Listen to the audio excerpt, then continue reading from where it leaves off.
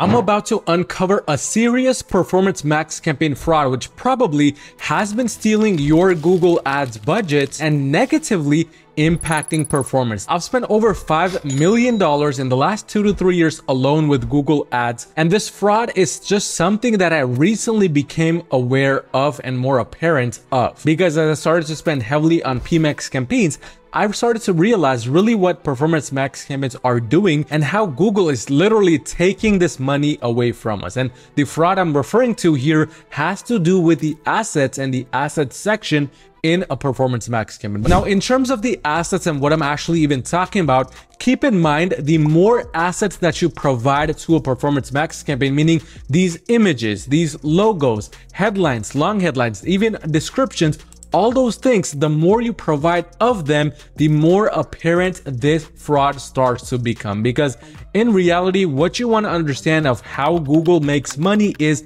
Google makes money when somebody clicks on your ad. And Google.com is just one of the other platforms out there which Google shows your ads on. That's one way of generating clicks. However, Google Ads has search networks and search partners where it actually has partnered up with to showcase your ads on things like other blog pages, things like YouTube, things like Gmail. What you want to understand is every time your ad is clicked on, Google is directly making money and is charging you for that link click. So Google wants more and more and more people to interact with your ads and to click on them. And you will often see that when you're trying to set up an ad campaign, like for example, even in a PMax campaign, it will try to get you to do things such as choose Google search networks, or with standard shopping, Google search partners. One more thing that Google really likes to do is with PMax campaigns, it likes you to basically turn on this option of automatically created assets so that Google can make your assets for you. A very bad idea, by the way.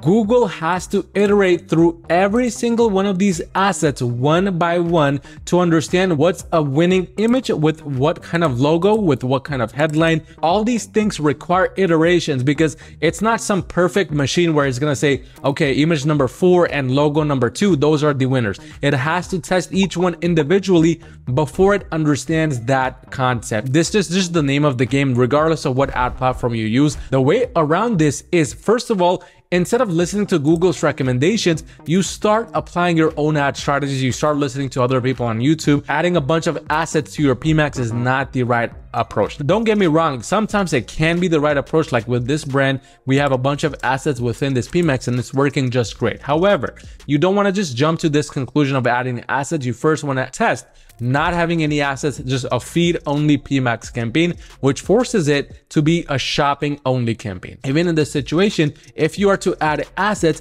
don't just add as many assets as Google lets you add, because it might let you add 20 images. It might let you add 5 logos. Just because it lets you add something doesn't mean you need to actively go out and do that. Rather, keep it around maybe the lower range, maybe about 5 to 10 or so. For the other ones, for headlines, descriptions, maybe about 1 to 3. You don't really need to be testing more than that in a PMax campaign. But the real kind of solution to this, the one I recommend for majority of the brands I'm handling under my Google Ads agency, Your Marketing, which if you're currently doing $40,000 or more per month in revenue, you need just a little bit of extra help scaling your brand to the next level. Go onto my website at yourmarketing.com and book a free call with me to see how we can potentially work together and make that happen. You really want to be testing these assets in their own campaigns. Maybe launch a separate YouTube campaign if you have a video, or maybe a separate display campaign, discovery. These are all things which deserve to be separated, because number one, that lets you understand how those placements individually are doing rather than